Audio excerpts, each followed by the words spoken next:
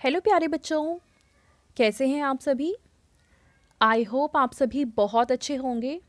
बच्चों, इस वीडियो में हम डिस्कस करेंगे मिशन बुनियाद की मैथ्स की वर्कशीट जो कि डे 23 एंड 24 की है, और ये वर्कशीट क्लास 3 से लेकर 8th क्लास तक के लिए है। तो बच्चों, पहला प्रश्न है कि नीचे दी गई संख्या को विस्तारित रूप में लिखिए, यानी कि हमें इन्हें खोल कर लिखना है। तो कैसे लिखेंगे? देखिए, पहली जो संख्या है वो है 43। 43 को हम कैसे लिख सकते हैं? 40 जमा में 3। ठीक है। अगला है 48, तो इसके लिए हम क्या लिख सकते हैं? 40 जमा में 8। अगला है 32, तो 32 में पहले हम लिखेंगे 30 और इसमें 2 जोड़ देंगे। अगला है 50, तो इसको आप कैसे लिख सकते हैं? 40 जमा में 10। ठीक है। 39 है, तो आप पहले लिख सकते हैं 30 यानी कि 30, और फिर इसमें आप क्या करेंगे? 9 को जोड़ देंगे। ठीक है। अब इसके बाद अगली संख्या है 38 यानी कि 38, तो आप इसमें पहले लिखेंगे 30 और इस 30 में आप क्या जोड़ेंगे बच्चों? संख्या 8 इसमें जोड़ देंगे। अगला है 32 यानी कि 30 में आप संख्या 2 को जोड़ देंगे। अगली संख्या है 41 यानी कि 41, तो पहले आप लिखेंगे 40 और इस 40 में 1 जोड़ देंगे। अगली संख्या है 36, तो इसका मतलब पहले आप लिखेंगे 30 और इसमें 6 जोड़ेंगे। अगली संख्या है 20, तो आप इसको 10 जमा में 10 इस तरीके से लिख सकते हैं। तो पहला प्रश्न पूरा हो जाएगा। अगले प्रश्न में हमें कह रखा है कि हमें इन संख्याओं को लगाना है इन बॉक्स में। अब इसका क्या मतलब है?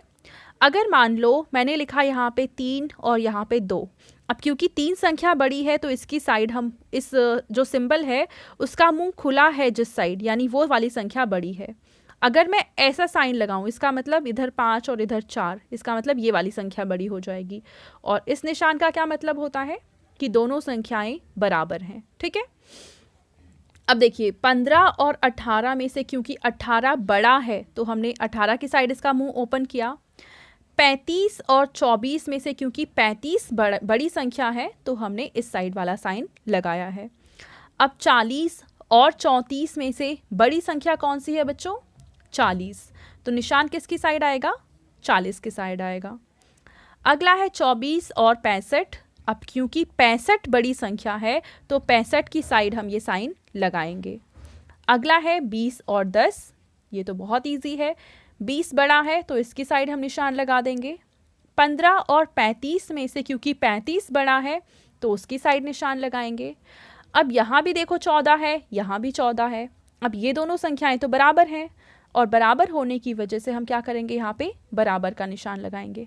ठीक है। 30 और 40 में से क्योंकि 40 संख्या बड़ी है तो इसकी साइड हम निशान लगाएंगे। तो इस तरीके से हमारा दूसरा प्रश्न भी हल हो गया।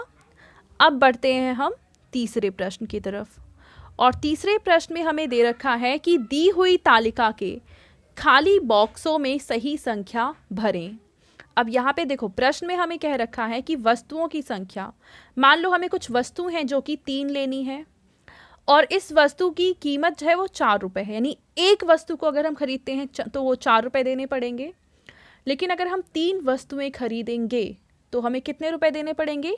3 गुणा में 4 यानी कि 12 रुपये। अब मान लो कि हम चाहते हैं कि हम ये वस्तु 4 खरीदें और एक वस्तु की कीमत है 5 रुपये, तो कुल रुपए हमें कितने देने पड़ेंगे दुकानदार को? तो 4 को हम 5 से गुणा करेंगे, आंसर आ जाएगा 20 रुपये। ठीक है। अब मान लो हम 6 पेंसिल खरीदना चाहते हैं, ठीक है, और एक पेंसिल की कीमत है 6 रुपये, तो अगर हम 6 पेंसिल खरीदेंगे तो दुकानदार को कितने रुपए देंगे? 6 को 6 से गुणा करेंगे, आंसर आ जाएगा 36 रुपये। अब है कि मान लो हमने कोई मान लो पेन खरीदा है, ठीक है, और कितने पेन खरीदे हैं? 9 पेन खरीदे हैं। अब एक पेन की कीमत क्या है हमें पता नहीं है, लेकिन हमने दुकानदार को कुल मिला के 63 रुपये दिए हैं। तो यानी हम क्या करेंगे, 9 का पहाड़ा तब तक पढ़ेंगे जब तक कि 63 ना आ जाए। तो 9 सते 63 होता है, तो यानी यहाँ पे हम लिखेंगे 7, यानी कि हमने कितने पेन खरीदे हैं, 7 पेन खरीदे हैं। ठीक है, अब मान लो हम इरेज़र लेने जाते हैं दुकान पे, रबर, हम 7 रबर खरीदते हैं और हर एक रबर की जो कीमत है हमें पता नहीं, पर दुकानदार ने कहा कि मुझे आप 21 रुपये दे दो। तो हम कैसे पता करेंगे कि एक रबर की क्या कीमत है? तो हम क्या करेंगे, यहाँ पे 7 का पहाड़ा तब तक पढ़ेंगे जब तक कि 21 ना आ जाए। 7 एकम 7, 7 दूनी 14 और 7 तियाँ 21, यानी कि एक रबर की कीमत है 3 रुपये। तो इस तरीके से हम तीसरा प्रश्न हल करेंगे।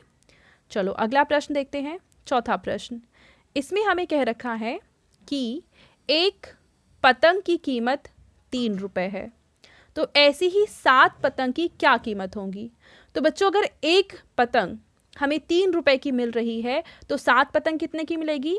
7 गुणा 3, यानी कि 21 रुपये की। ठीक है,